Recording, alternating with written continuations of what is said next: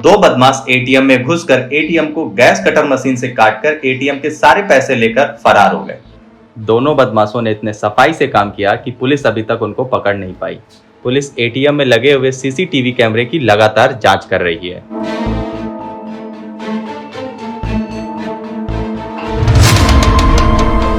ये क्या बदतमीजी है? तुम मुझे पैसे क्यों दे रहे हो?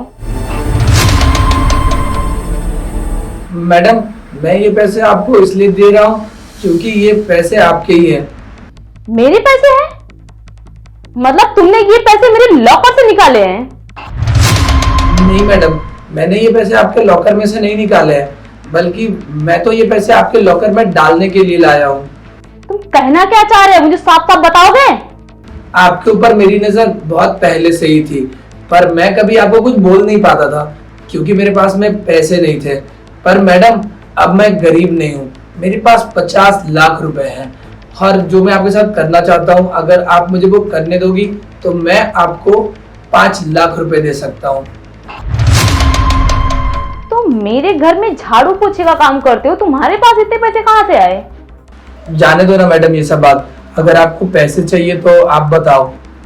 अब तुम मुझे इतने पैसे दे रहे हो तो मैं मना कैसे कर सकती हूँ?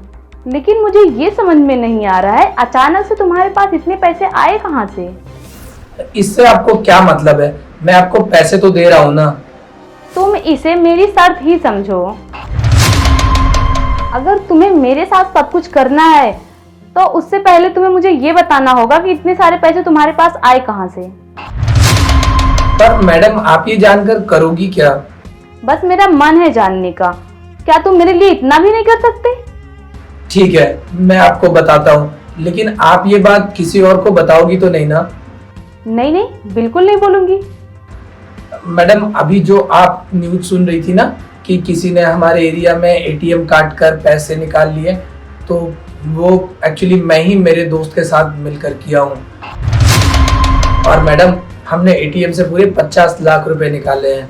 आज तो मैं आपके घर पर काम करने से इसलिए आया हूँ क्योंकि मुझे आपको ऑफर देना था, वरना तो मैं आपके घर पर काम करने आता ही नहीं। और वैसे भी कल से मैं आपके घर पर काम करने नहीं आऊंगा क्योंकि मैं मेरे घर पर 3 नौकर रखूंगा।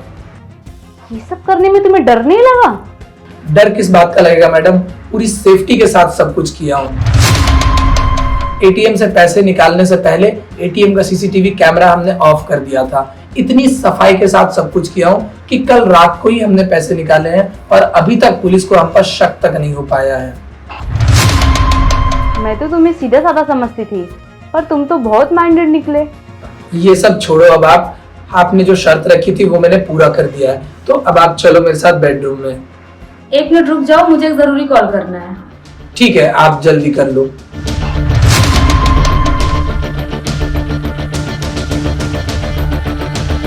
सारी टीम लेकर मेरे घर आ जाओ, एटीएम वाला केस सॉल्व हो चुका है। ओके। मैडम, ये आप किससे बात कर रही थी? आप मेरे बारे में किसी को कुछ बता रही थी क्या? हाँ, तेरे बारे ही बता रही थी। तू 1 महीने से मेरे घर में झाड़ू पोछे का काम कर रहा है, तुझे आज तक ये नहीं पता चला कि मैं क्या काम करती हूँ? नहीं, आप क्या करती हो ये जानने का तो मैंने कभी कोशिश ही नहीं किया। मैं पुलिस डिपार्टमेंट में हूँ, जहाँ की थाना इंचार्ज मैं ही हूँ, और तूने मेरे एरिया में ही एटीएम चोरी किया है।